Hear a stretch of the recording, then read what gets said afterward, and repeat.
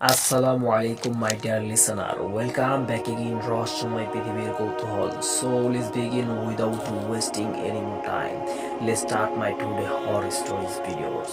তো বন্ধুরা, আমি আছি ফাহিম আশরাফ আলামিন আপনাদের মাঝে আজকে একটি দুর্দান্ত ভয়ানক গা শিউরে যাওয়ার মতো একটি ঘটনা নিয়ে। তো আজকের ঘটনাটি খুবই ভয়ঙ্কর হতে চলেছে। দুটি ঘটনা আপনাদের মাঝে তুলে ধরবো।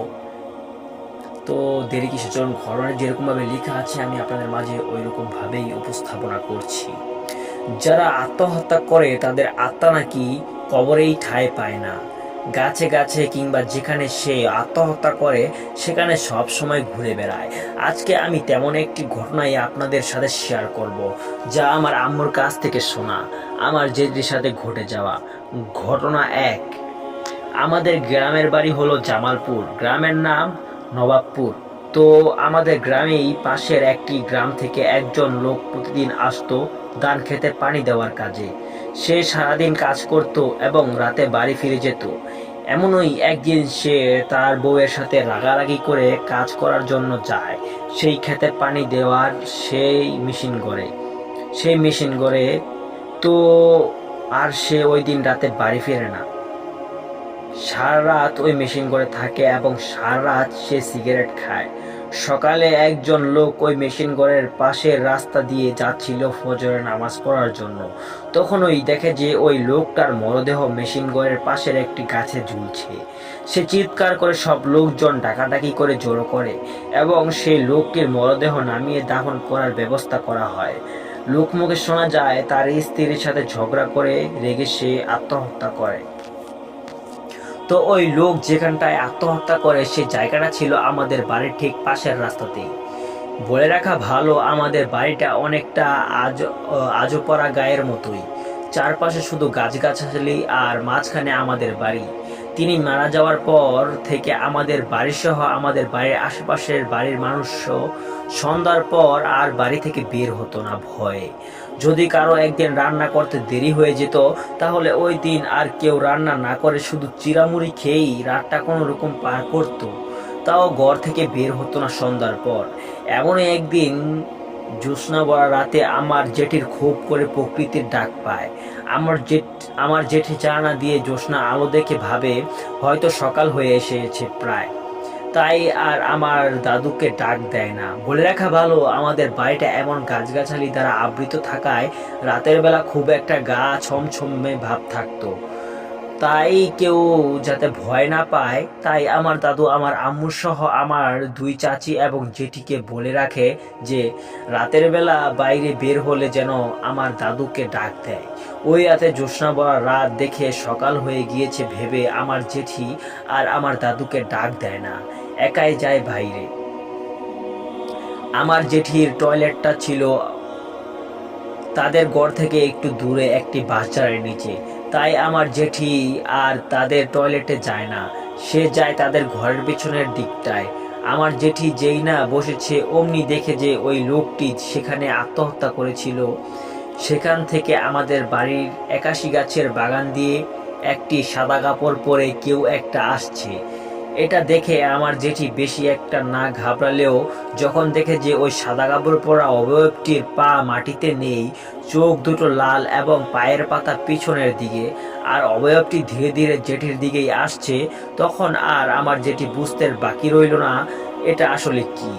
যেটি বুঝতে পেরেই এক দৌড় দেয় ঘরে যাওয়ার জন্য।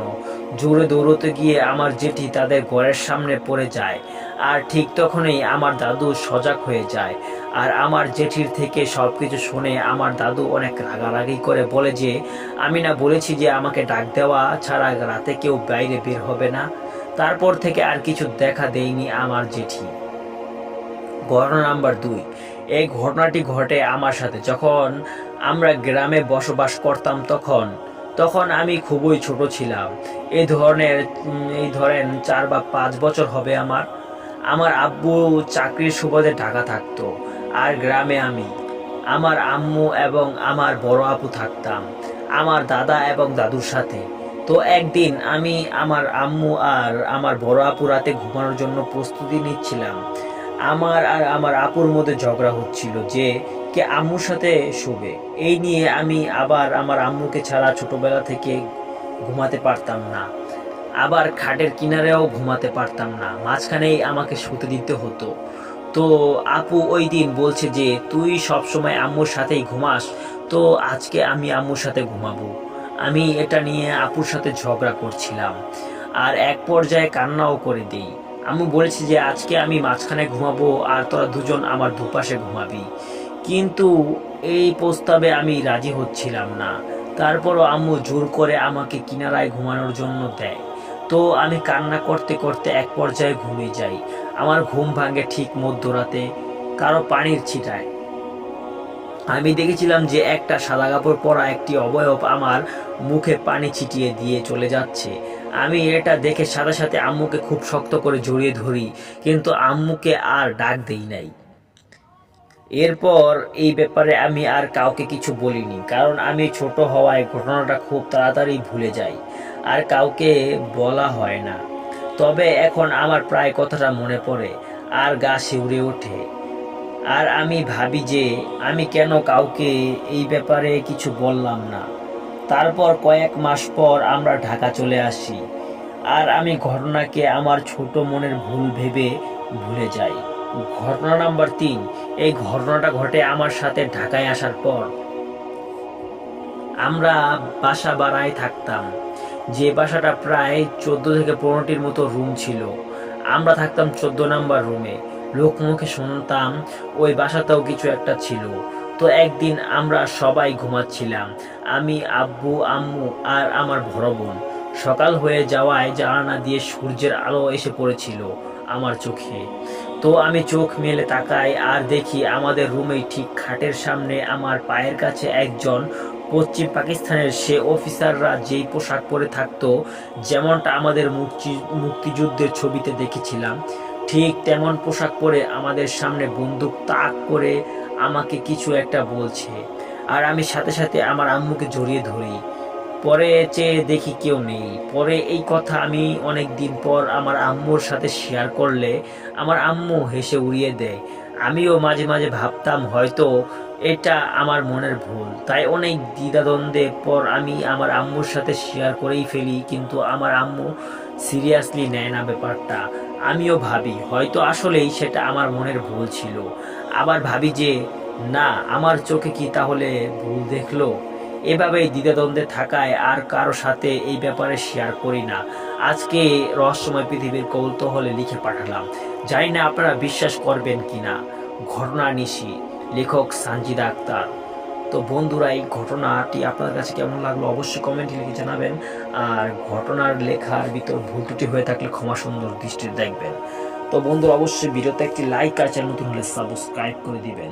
আপনার কাছে যদি এরকমই দুর্লভ ভয়ঙ্কর ভৌতিক ঘটনার অভিজ্ঞতা হয়ে থাকে শেয়ার করতে পারেন এখানে, বা অন্য কারো কাছ থেকে কালেক্ট করেও আমাদের রহস্যময় পৃথিবীর কৌতূহলে আপনার ঘটনা শেয়ার করতে পারেন। তো দেখা হচ্ছে পরবর্তী হয়তো আপনার ঘটনা নিয়ে। তো ততক্ষণ ভালো থাকবেন, সুস্থ থাকবেন, নিজের খেয়াল রাখবেন। আল্লাহ হাফেজ।